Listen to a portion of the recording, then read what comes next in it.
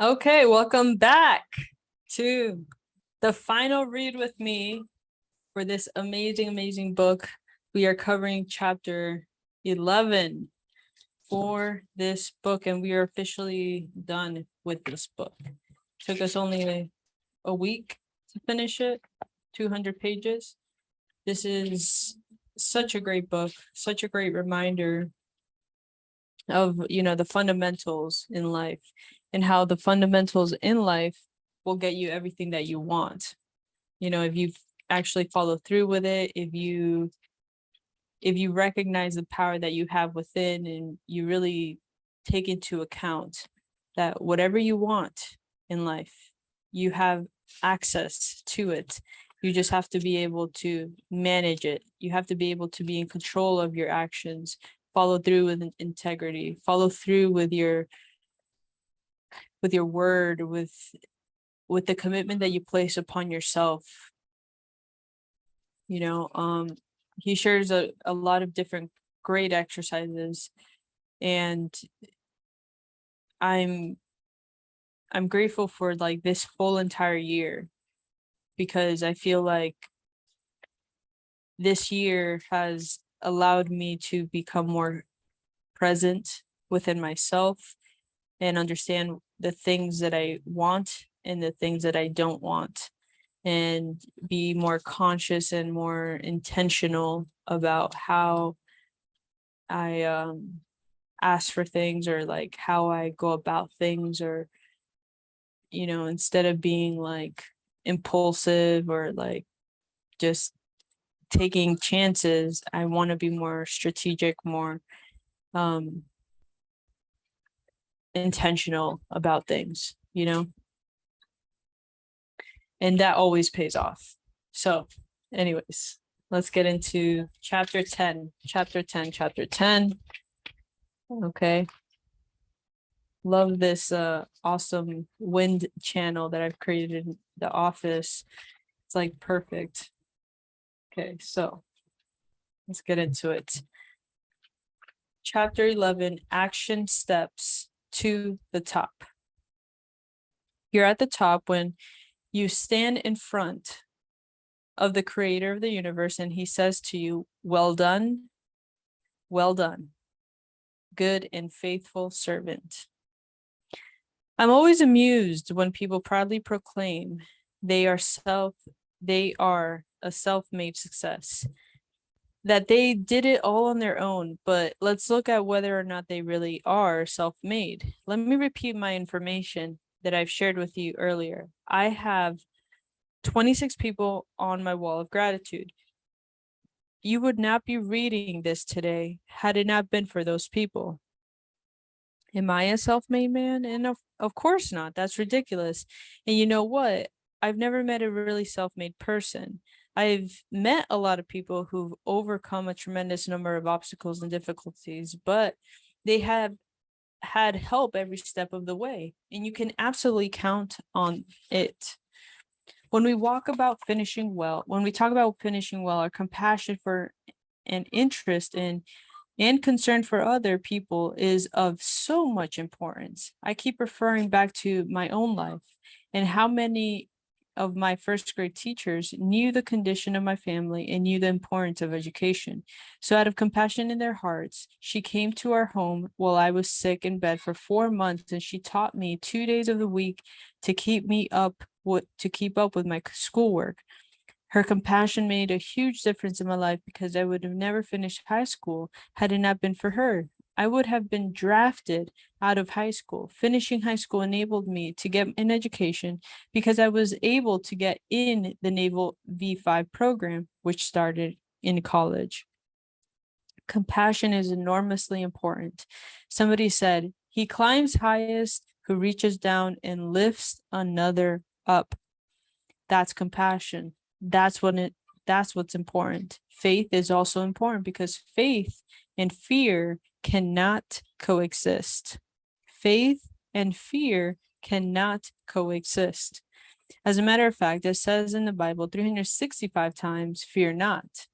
Fear is false evidence appearing real. If you want to If you want to form an acronym for fear, it is false evidence appearing real. I'm talking about fear that's unreasonable. Obviously, you should be afraid to cross a busy stream of traffic going both ways. That's common sense. But unrealistic fear is one of the greatest handicaps you will encounter. So this is where courage comes in. Courage is the base upon which everything else is built. If you don't have the courage to do what is right, to use what you need, to be willing to take those calculated risks when you will not be nearly as successful or as happy in your life, to tie all these things together, compassion, faith, fear, and courage, I offer the following. Of the 1,949 graduating class at Harvard University, 1949 graduating class of Harvard University, which incidentally at the time did not permit women in the class, nearly 50% of them achieved tremendous success in their life. They became at least vice presidents of major corporations or presidents and CEOs of or chairmen of the board. A study was done on them. CNN did a 30-minute special on them, and a book was written about them. The question was asked of them, why do you feel that you've been so enormously successful?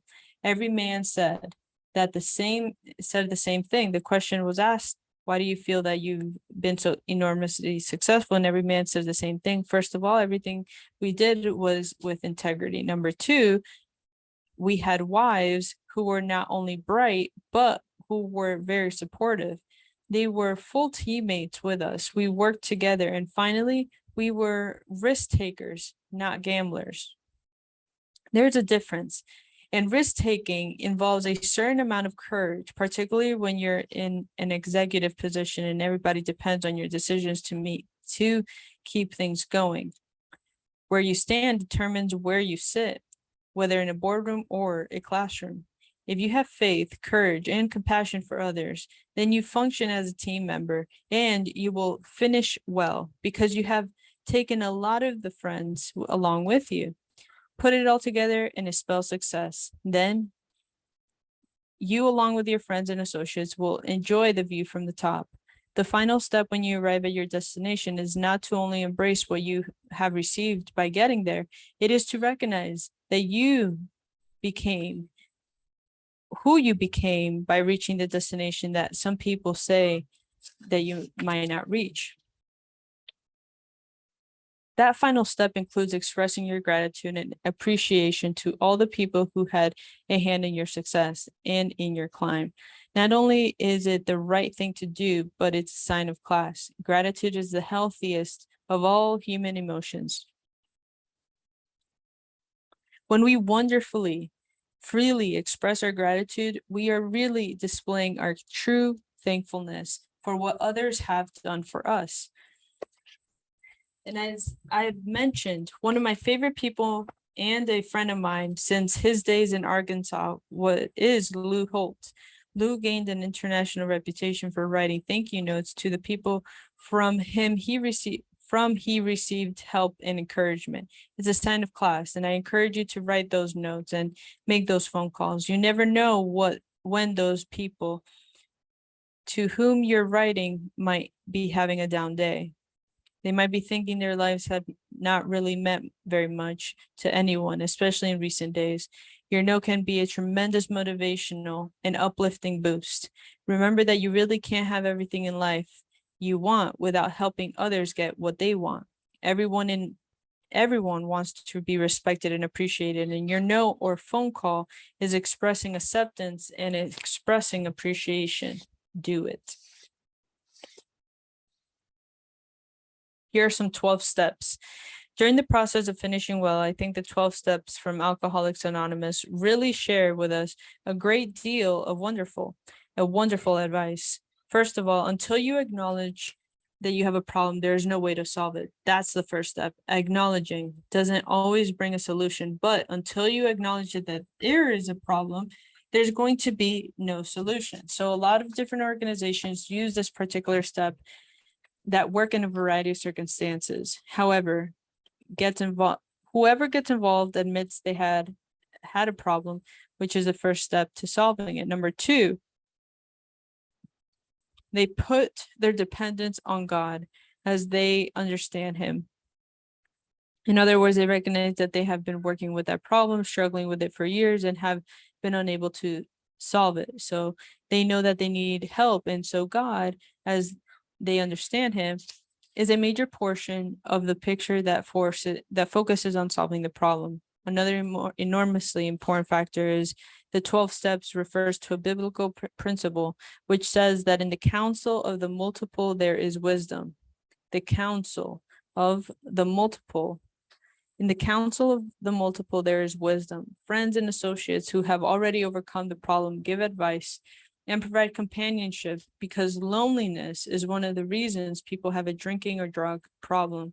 Another principle that's exhilarating to me is the fact that we're admonished to get excited about problems. And here's why. I have to admit, I've never prayed and said, Lord, give me a few more problems. I'm just having it too good, but maybe it should, because problems produce patience, patience produces persistence, persistence produces character, character produces hope, and hope produces power. When you put all of these principles together, that's what you find in the AA 12-step program. As long as a person has hope, and as long as the person recognizes that the power, and as long as they recognize that something good can come out of their problem, then you don't ever want to overlook the good in a bad situation you've been in. Because out of every situation that's bad, some good is there if we just look for it. One of my favorite people in the whole world, was Dr. Norman Vincent Peale. He came along in my own life at a very critical time when I had my share of bad situation. In direct sales, field managers are directly responsible for the success of the organization. I had 4 field managers and each one failed, one right after the other. First of all, one who had promoted in my place did not have the experience and his organization started to fall apart. Number 2, one of them had an integrity problem and his organization collapsed. The third had a heart attack and his organization collapsed. And the fourth had his big toe almost cut off.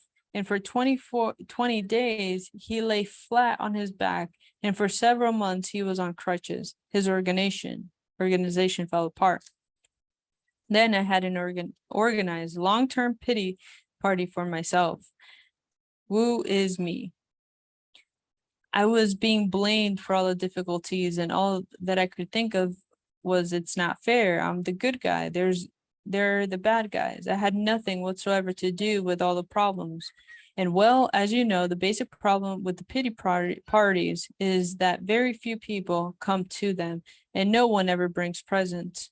When walking down the street of Knoxville, Tennessee, I saw through the window of a bookstore a book on the shelf titled The Power of Positive Thinking.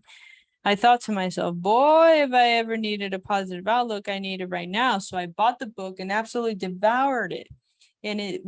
And Dr. Peale agreed with me. In that book, he said it in so many words. Zig, it really isn't your fault about the fella having a heart attack, the fella having an integrity problem, or the guy who injured a toe, and the one with the lack of experience. Those are really not your fault. But Zig, let me talk to you. Let me talk to you about your responsibility. You have a large organization and a lot of people depend on you for leadership. It's your policy, it's your conviction, it's your attitude.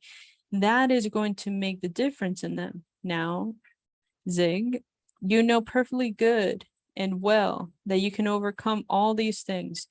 Just use the experience that you already have. And I have to tell you, I was highly motivated after reading that book. And out of 66 divisions, even though I had only inherited the job in April or May, we finished the year as 5th in the nation. It was a dramatic recovery.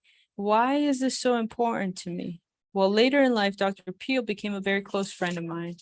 He and his wife and my wife and I toured Australia together. I had a chance to watch him under every circumstance imaginable.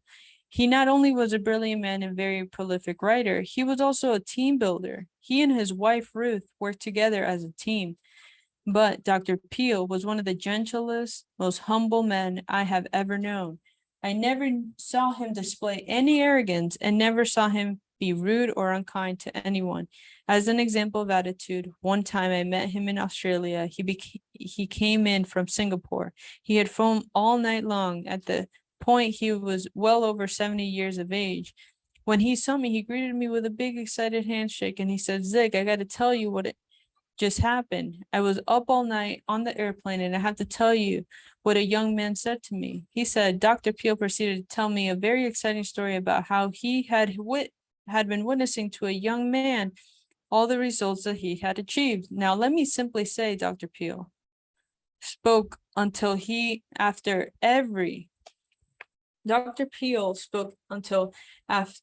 he was 90 years old. His zest for life, his enthusiasm, his encouraging words, but most of all, his gentle humility carried him through. Whew. Dr. Peel was wise. He was brilliantly educated, willing to help those in need of help, and he tried to encourage everyone he met. He certainly was a role model for me, and he is on my wall of gratitude. His attitude, outlook on life, compassion, and commitment to others enabled him to thoroughly enjoy his view from the top, because he surely made it there by taking a lot of people with him. You can too, with this type of attitude and commitment. Here are some action steps. At this point, there are some action steps that are absolutely critical for you to follow through on the way to the top. Step number 1, make a list of all the people who you are grateful for and assisted you in your journey through life. That's a very important list. It will mean a lot to you, and you need to let them know that they've played a very important role in your life. It'll make them feel good. It'll make you feel good. And ideally, you should also place pictures of them on your wall of gratitude. Step number 2, make a list of those people who have wronged you over a period of time and make absolutely certain you forgive them. I've talked about forgiveness quite a bit because it is extremely important. When you forgive people, it's astonishing how many times reconciliation follows because your forgiveness has cleared the air. True story. At one stage in my life, there were 2 people who did me wrong. I mean, it was bad news. I sued both of them. I sued both, and bottom line is the courts gave me everything I had sued for. Now, in my mind, that proved I had been right and they had been wrong, but I was dead wrong in one area. Namely, I told a lot of people about those dirty dogs and what they had done to me. When I became Christian on July 4th, 1972, I realized that I needed to seek forgiveness. I was a little chicken about it. I didn't approach the 2 people right away. I even had to plead guilty to do a little plotting about it. On Christmas Day, I figured everybody would be in forgiving mood, so that day I called each of the men and apologized for having entered the suit, explaining that we should have dealt with it as friends or associates. We should have dealt with it in an entirely different way, and I apologized. I asked for forgiveness, and both accepted my apology and said that they had forgiven me. But interestingly enough, neither one acknowledged that they had been wrong in the deal too. But that's not the important thing. I felt a tremendous amount of freedom as a result of asking them to forgive me. But here's another interesting part of the story. I only talked with the one man over the next 25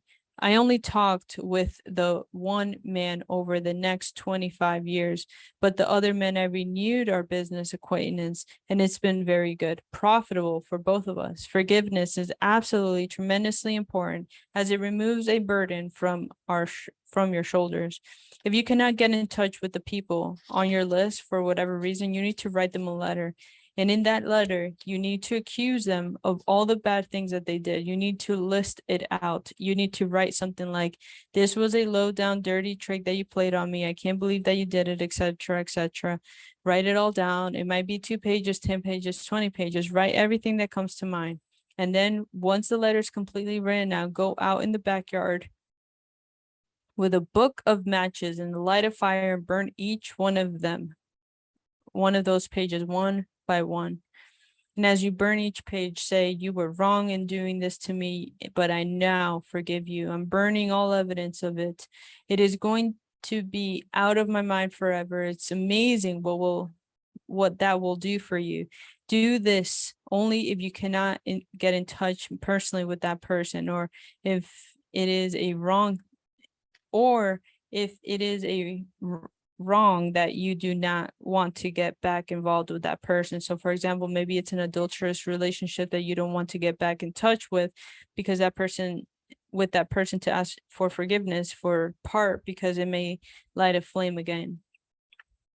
In that case, just write the letter, ask for forgiveness, and then burn the letter. It will definitely make a huge difference in your life, and it will certainly improve your view from the top.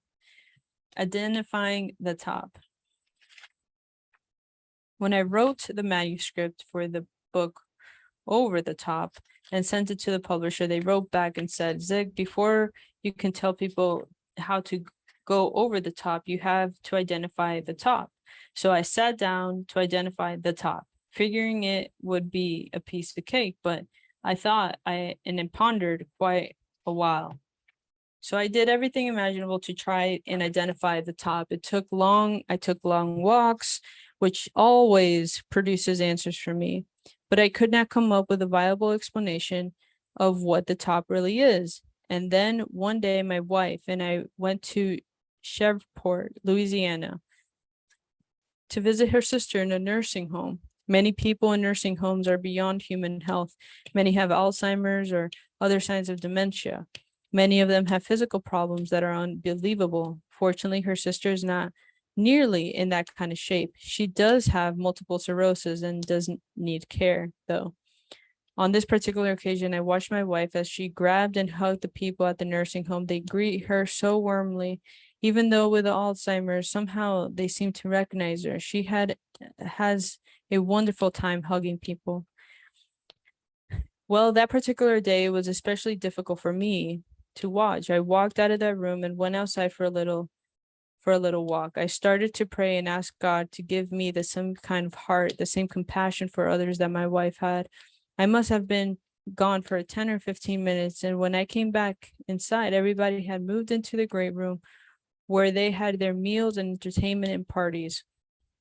I sat down at the table with my wife and her sister, and all of a sudden thoughts started to come into my mind. The only piece of paper that I had was the back of a motel bill, but I started to write. And in the next 30 minutes, 90% of what you're about to read is what I wrote that day. You're at the top when you clearly understand that failure is an event, not a person. You're at the top when you realize that yesterday ended last night and today is your brand new day. You're at the top when you've made friends with your past and focus on the present and optimistic about your future. You're at the top when you know a win doesn't make you and failure doesn't break you. You're at the top when you're filled with hope, faith, and love, and live without anger, greed, guilt, and the thoughts of revenge. You're at the top when you're mature enough to delay gratification and shift your focus from your rights to your responsibilities. When you know that failure to stand for what is morally right is a prelude to being the victim of what is criminally wrong. You're at the top when you're secure in who you are and are at peace with God and in fellowship with others. You're at the top when you made friends of your adversaries and have gained the love and respect of those who know you best. You're at the top when you understand that others can give you pleasure, but genuine happiness comes when you do things for others. You're at the top when you're pleasant to the grouch, courteous to the rude, and generous to the needy. You're at the top when you love the unlovable, give hope to the hopeless, friendship to the friendless, and encouragement to the discouraged. You're at the top when you can look back in forgiveness, forward in hope, down in compassion, and up with gratitude. You're at the top when you know that whoever would be the greatest among you must become the servant of all. You're at the top when you recognize, confess, develop, and use your God-given physical, mental, and spiritual abilities to the glory of God and for the benefit of mankind. You're at the top when you stand in front of the creator of the universe, and he says to you, well done, good and faithful servant.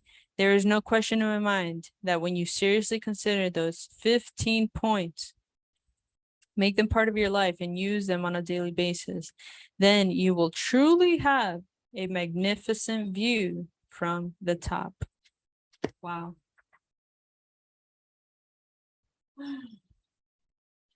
And that concludes the view from the top. That was beautiful. That was beautiful. That was awesome. Make sure to share this book with a friend, share it with your spouse, share it with someone that you know should be at the top, or maybe they've lost their way, or maybe you know that they are at the top and they want to stay at the top. So they should read this book so they can, stay there and grow from there. I love that book so much, and it really has helped me just stay focused. I'm really, really excited for the next book that we're going to be reading. It's called The Next 5 Moves by Patrick Bet-David. And it's a really strategic type of book. It's not as heartfelt as The View from the Top, but it's more strategy driven for business, for finances, for team development. I've read this book already and it's awesome. I personally like the style that it was written, and Patrick Bet-David is he's also an immigrant and he's from Iran, and I freaking love when, like as Zig was mentioning, like when you can start from literally like zero and build yourself to a degree of success. Patrick is one of the examples that really helps me see that trajectory, and has been an asset to so many people for many, many years, being consistent, being disciplined, being giving, very giving. And it's just like all the principles that Zig Ziglar was talking about are applicable in the people that we choose to, read books from. So I can't wait to read your book. I can't wait to see where, these books guide you in your next success. So see you at the top, ladies and gentlemen. Talk to you soon. Bye.